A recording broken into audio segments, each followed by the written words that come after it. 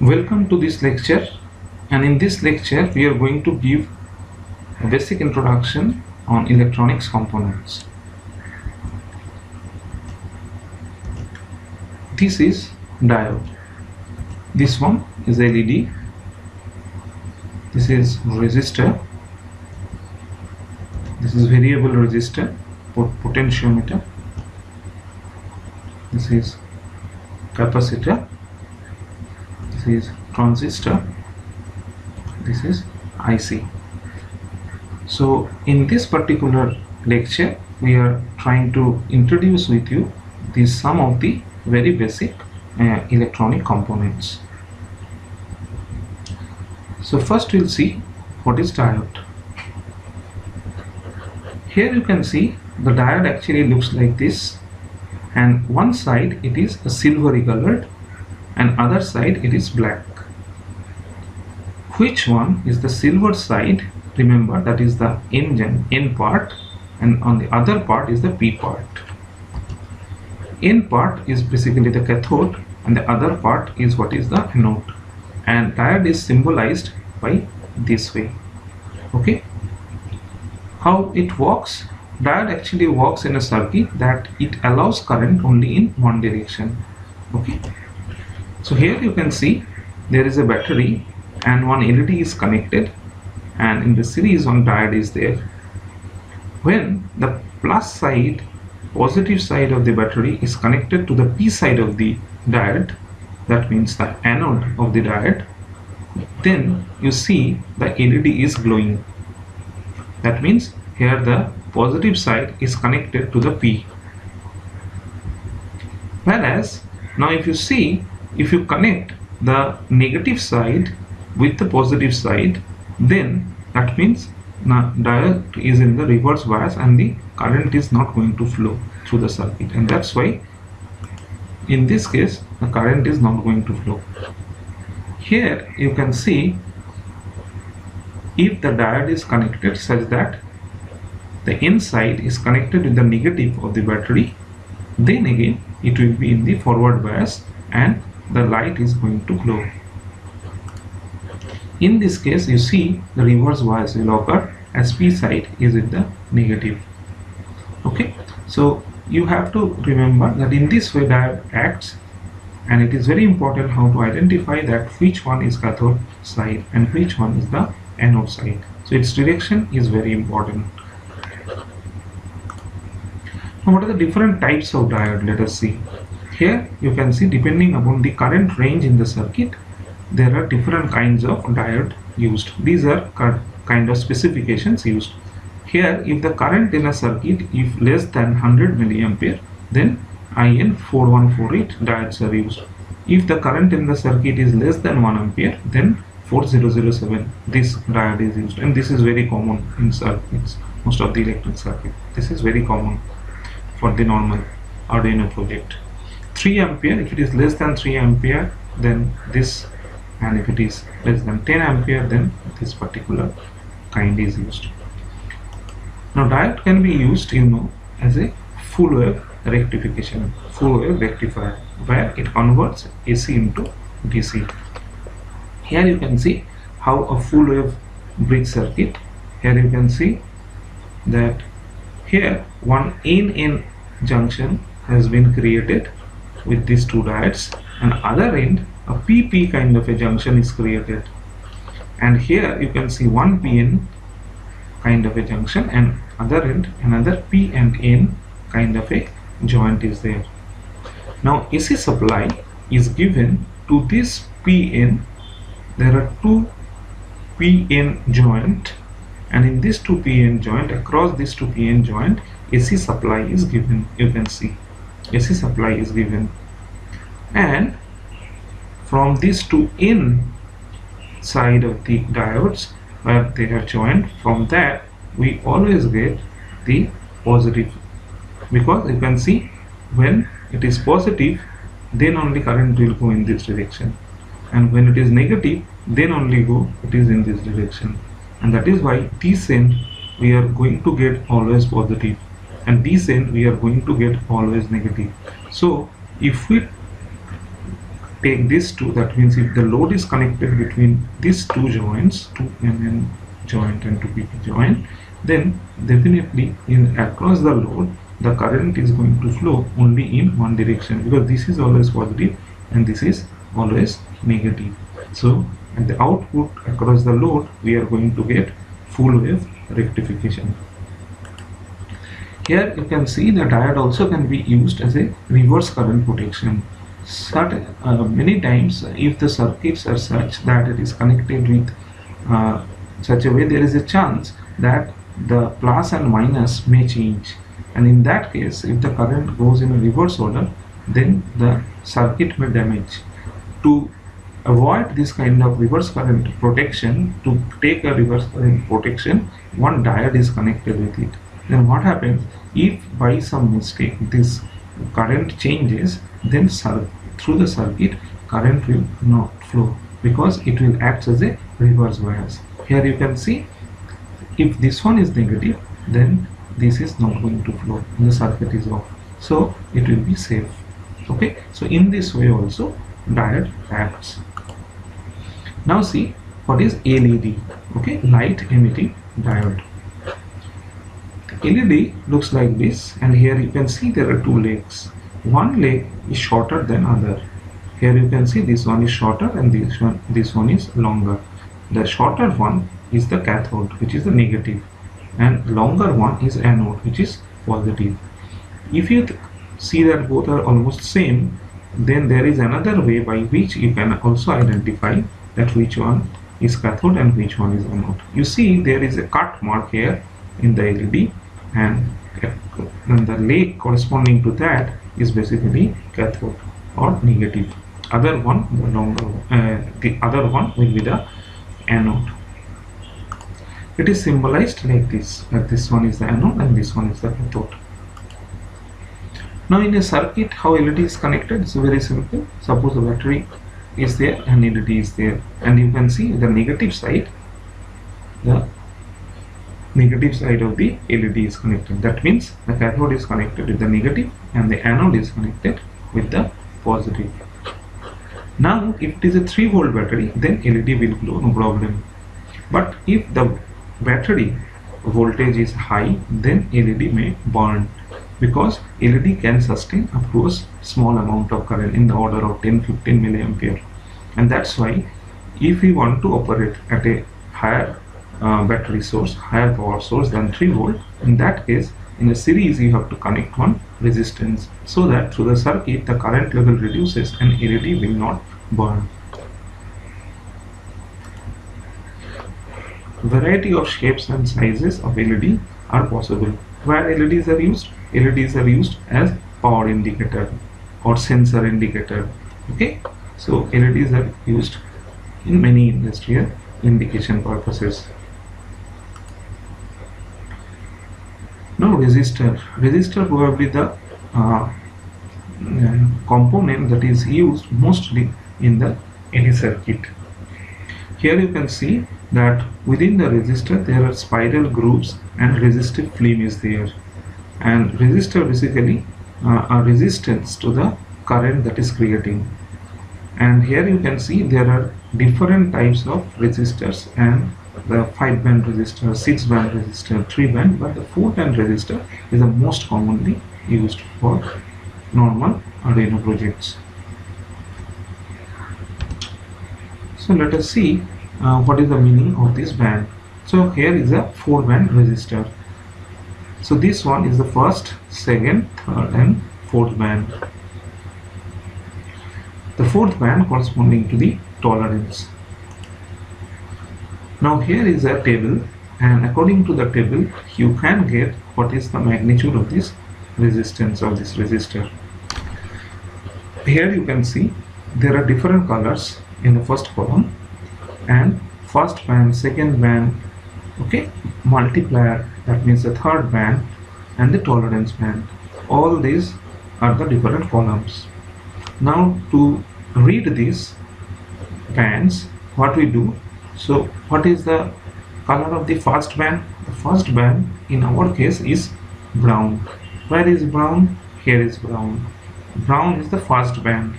So what is its value? 1. So you have to write 1. Then what is the second band? Second band is black. What is the value for the second band black? 0. So what it becomes 1 0, right? So if we write it, it will become from the first band, since it is brown corresponding to which it is 1, black for the second band it is 0, so it becomes 0. Now for the third band it is the multiplier. What is it? Yellow. Yellow means for the multiplier is what? Into 10 kilo ohm. So this is into 10 kilo ohm. So what is the magnitude of this resistor? 100 kilo ohm. Clear? So here you can see the resistance of this resistor is 100 kilo ohm. Now let us take another example and try to understand. What is the first band? First band is yellow. What is the yellow for the first band? That is 4. So that is why this one is 4. Clear? Then the second band, it is what? It is violet. What is the violet? Violet is in the second band. For the second band, violet is 7. That is why it is 7. Then what is the third band or the multiplier band? That is brown. What is for the brown? It is 10 multiplied by 10 ohm. That means this 47 multiplied by 10. That means 470. Clear? In the similar way, if you see, the first one is what? That is brown, corresponding to 1. That is why this one. What is the second band? Second band is black. Okay. What is black? You see, corresponding to black in the second band, it is 0. That is 0. What is the third band? Third band is red. Where is red? Here is red. It is what? Multiplied by 100 ohm. That is why this 10 multiplied by 100 ohm. So what you will get? 1000 ohm means 1 kilo ohm. So in this way you can read from the band colors what is the resistance. Now variable resistor. These are also called potentiometer. Okay. So here you can see in a potentiometer there are 3 pins. This is 1, this is 2, this one is 2, and this one is 3. This can be again of different shapes and sizes, as you can see, but in all of them it has 3 different pins. What they represent? They are basically representing a variable resistance where 1 and maybe this end is corresponding to pin 2 and this one corresponding to pin 3. Suppose the total resistance from 1 to 3 it is 10 kilo ohm. That means with the help of these variable resistors we can get from 1 ohm to 10 kilo ohm any resistance, through which we have to get that resistance either between 1 and 2 or between 2 and 3 we'll get this variable resistance. So either you have to connect between 1 and 2 or you have to connect between 2 and 3. So we can get resistance for a 10 kilo ohm potentiometer or the variable resistor 1 ohm to 10 kilo ohm any value depending upon the position of the two. Okay. Now transistor. Transistor looks like this and it also having 3 legs. It can be of 2 types, NPN transistor and PNP transistor. And you see the 3 pins corresponding to base, which is basically common, emitter and the collector. In case of PNP also emitter, collector and base. Remember, in the one end there is an arrow, and that arrow containing side is what is the emitter and the other one is collector. Now how they works, let us try to understand through an analogy. Here you can see one tank. From this tank through this pipeline and ultimately through this valve or the tap, water is coming out. So here this valve is acting as a base. So here it is basically the base which is circuit. Same here is the valve, and here it is the source. Emitter is like source, and collector what we are getting ultimately. This is what is the collector. Now what happens in this case? By controlling this base, if we rotate it, that means if we give power here, then from the emitter to the collector water flows. Similarly here, if we put power in the base, if we give voltage in the base, then what happens? From the emitter to the collector charges flow. Okay, the same thing.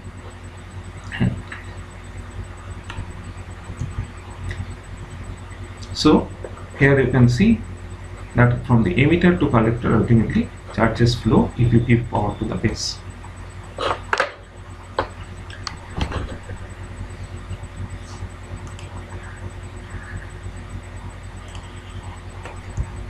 Now see how this NPN transistor is acting in a circuit. Here you can see the battery, the negative side is connected to the N, and the base is connected through a switch from the positive side of the battery. So the name itself suggests that if you give positive charge, if you give the positive supply at the base through this switch, that means when you press the switch, the base will get this positive, then negative charges of the electrons will flow from emitter to the collector. Okay, so negative charges will flow from emitter to the collector in case of NPN transistor. Similarly, in case of PNP transistor, only difference is that now the switch is connected through the negative side of the power source, and when you give this negative to the base, then again from the emitter to the collector, the positive charges will flow. Now the positive charges are going to flow, or in other words, the electrons are going to move in the opposite direction. Now capacitor. Capacitor can be either non-polarized or polarized. Non-polarized ceramic capacitors look like this typical symbol you can see, and they are basically used if there is variation in the circuit, then to smoothen out that this kind of capacitors are used. Whatever you have seen already in case of full wave rectification. After the rectification, we got the full wave rectified DC voltage like this. So if we collect a capacitor parallel to the load, then what we'll get, that particular circuit ultimately produce respectively a smoother DC voltage. Okay. Now electrolytic capacitors are polarized capacitor, and here you can see that one end is positive and other end is negative. Now this is very important. In case of a non-polarized capacitor, in the circuit there is no specific choice of positive or negative. Okay, so you can connect it either way, no problem. But in case of electrolytic capacitor, you have to identify that which one is the negative side and which one is the positive side. Here you can see one black line in the capacitor, electrolytic capacitor, and that is corresponding to the negative. Okay, other one is the positive. The typical symbol is this, and they are basically used to store energy, and whenever required, those energies are supplied in the circuit. The common use of the capacitor, they acting as energy storage, they uses as noise filter, and for the motor starter, capacitors are used. Now coming to the integrated circuit. Now integrated circuits are generally of two types. One is pre-programmed integrated circuits, where basically some specific task what it will do is already pre-programmed, and in case of a programmable integrated circuit, those are also called the microcontrollers, where you can program those ICs to perform certain work. Here you can see the pins. These are basically the pins of the integrated circuits or IC.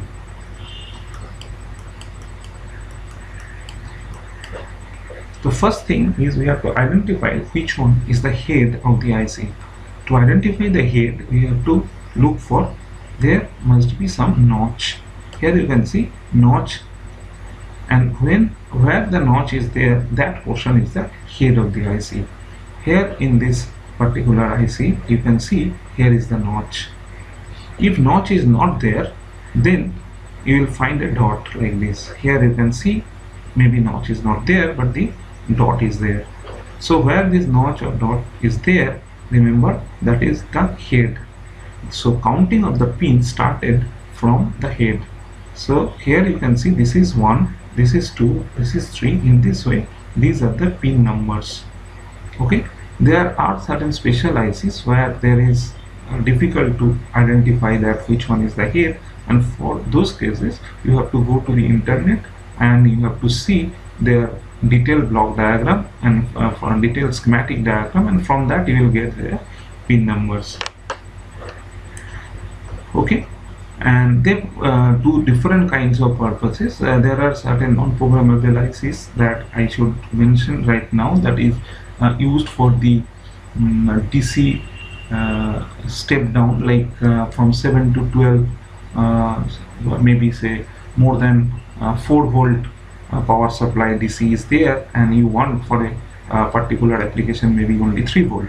So to step down this voltage, we can use this kind of ICs like 7/8 series IC. Okay, so 7805, for example, this particular IC is used if the DC voltage is say more than say 6 to 35 volt, and suppose 6 to 35 volt DC is the power supply, and you want to convert it say into 5 volt power supply. Okay, so 5 volt DC you want, because many of the operations we need this 5 volt or 6 volt or 9 volt. So in those cases what we do, we pass through this kind of 7805 IC. But 78 is a series, 78XX, this last 2 digit indicates that what volt actually you want at the output. So this is a kind of voltage regulator IC, 78 series IC. So through that IC you can get as the output 5 volt, and where the input is this one. This is one example of non-programmable IC. Now DC power supply, you know that in our wall at the home we are getting the AC power supply, which are in the order of maybe 220 volt AC. Then how can we get the DC power supply? Because most of the electronic components that we use needs the DC power supply and low voltage. So the first thing that we can do, with the help of a transformer, from that AC 220 volt AC, maybe we can step down the voltage, and from that step down voltage, AC voltage, suppose we have converted into 220 volt to say 9 volt AC. Then from that 9 volt AC, so initially what we have used a transformer. Through transformer we have converted 220 volt AC to say 9 volt AC. Then this 9 volt AC power supply is passed through a bridge wave rectifier that we have already seen with the help of 4 diodes, and then at the output we will get 9 volt DC. So in this way we can get DC power supply, or we can get DC power supply through SMPS that you are very much familiar with, like for charging the mobile you use this kind of SMPS, or SMPS are also used in computers, Okay, so switch mode power supply, so where basically that 220 volt AC is converted into 7 to 12 volt DC. So with the help of this, or with the help of battery also, we can get directly DC power supply. Thank you.